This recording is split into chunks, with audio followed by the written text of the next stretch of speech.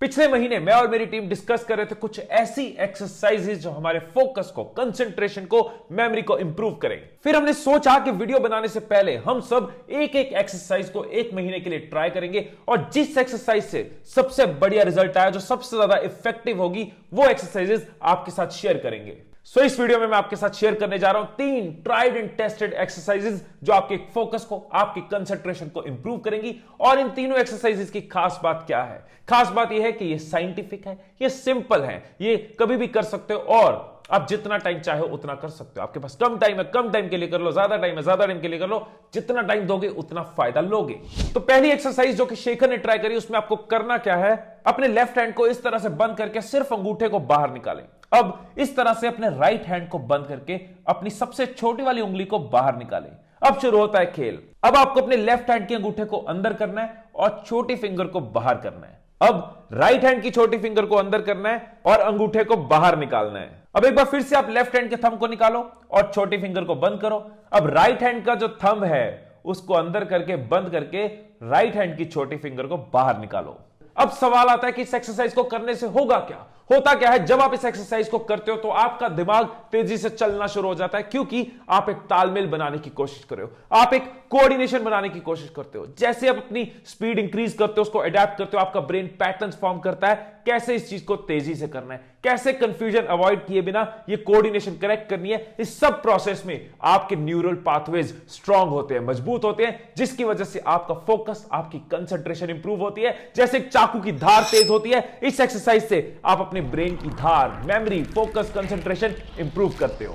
Of course के शुरू में दिक्कत होगी, प्रॉब्लम होगी, तभी तो आपका ब्रेन पैटर्न्स को समझेगा, पैटर्न्स को फॉलो करेगा और शार्प होगा। तो शुरू में गलती होती है तो बार बार करो, तब तक करो जब तक आप 1 मिनट तक बिना गलती के ना कर सको। किसी भी काम करने से पहले शेखर ने जब इसको ट्राई किया तो उसने उस काम में ज्यादा फोकस महसूस किया।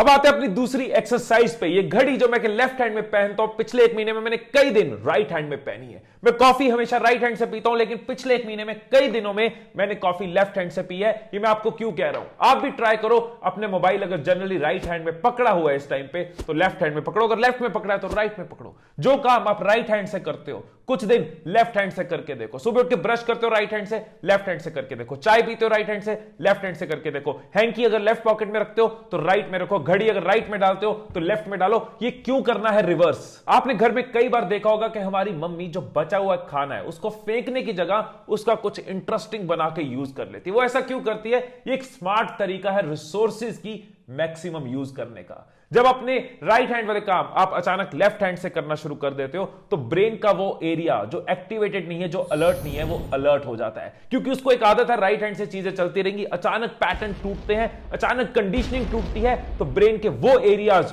जो सो रहे होते हैं वो एक्टिवेट हो जाते हैं, वो अलर्ट हो जाते हैं। आपके ब्रेन को नए टास्क मिलते हैं, एक्टिविटीज मिलती हैं, आप अपने ब्रेन की मैक्सिमम यूटिलाइजेशन तक पहुंच पाते हो, अपने इस इंपॉर्टेंट रिसोर्स को यूज कर पाते हो, जिससे आपकी मेमोरी, आपकी कंसंट्रेशन, आपकी इंटेलिजेंस बढ़ती है।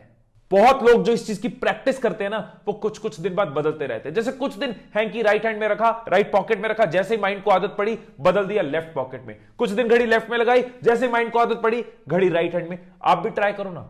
थर्ड पॉइंट पे जाने से पहले अपने उल्टे हाथ से चैनल को सब्सक्राइब करो अगर अभी तक किया नहीं। चलते हैं थर्ड पॉइंट पे। अब तीसरा पॉइंट जो है ना, वो आपके दिमाग को मजबूर कर देगा नया न्यूरल पाथवे इस्तेमाल करने के लिए, और इसके पीछे की साइंस भी मैं एक्सप्लेन करूंगा। ये पॉइंट संकेत ने ट्राई किया, उसको बहुत इफेक्टिव लगा, और अगर आपने मूवी देखी है अंधाधुन तो आप भी इससे रिलेट कर पाओगे। तो तीसरी एक्सरसाइज जो है वो है कभी कभी आंखें बंद करके कुछ चीजों को ट्राई करना। जैसे कि आंख बंद करके मैं आपके लिए इस बोर्ड पे मैसेज लिख सकता हूं, बिना आंखें खोले, बिना देखे स्विच ऑन या ऑफ कर सकता हूं। आप देखो कि क्या ऐसे छोटे छोटे कोई रोज के काम है जो आप आंखें बंद करके ट्राई कर सकते हो। ऑफ कोर्स ये चीजें सड़क पे या रिस्क लेके नहीं करनी। अपनी कपड़ों को अलमीरा में रखना आंखें बंद करके, बालों में कंघी करना आंखें बंद करके, एक कमरे से अपने बेडरूम से किचन तक जाना आंखें बंद करके। जहां भी आपको रिस्क ना लगे, कुछ छोटे छोटे काम, फोन में कुछ करना, मैथ्स का कोई फॉर्मूला लिखना आंखें बंद करके।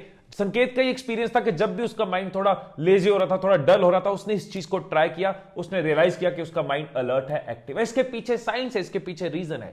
जब आपकी आंखें बंद, आप देख नहीं रहे, तो आपका माइंड पूरी तरह से अलर्ट होता है, एक्टिव होता है। आपका कान, आपका दिमाग, आपके बाकी सेंसेस पूरी तरह से एक्टिव हो जाते हैं उस चीज को करने के लिए। मतलब आपकी आंखों का काम आपके बाकी सारे सेंसेस करने की कोशिश करते हैं। आपने देखा होगा बहुत सारे लोग जो ब्लाइंड होते हैं वो बहुत क्रिएटिव होते हैं। अगर वो इंस्ट्रूमेंट में जाए तो बहुत शानदार इंस्ट्रूमेंट बजाते हैं, अगर सिंगिंग में जाए बहुत बढ़िया गाते हैं। अंधाधुन में भी तो आयुष्मान खुराना यही कर रहा होता है, ब्लाइंड होकर अपने म्यूजिक को इंप्रूव करने की कोशिश करता है, बिकॉज फोकस कंसंट्रेशन इंप्रूव होती है। आपको मैं ब्लाइंड होने के लिए नहीं कह रहा, लेकिन इसको एक्सरसाइज समझ के कभी कभी ट्राई कर सकते हो, कुछ इंपॉर्टेंट करने से पहले, पढ़ाई करने से पहले, और एक्सपीरियंस करके देखो, ट्राई करके देखो, रिजल्ट्स आए तो जरूर बताना। अगर इस तरह की और वीडियोस और टिप्स आपको चाहिए तो कमेंट्स में बता देना, बंदा सेवा में हाजिर है। दिल से दुआएं आप सबके लिए, खुश रहिए, खुशियां बांटते रहिए। I love you all.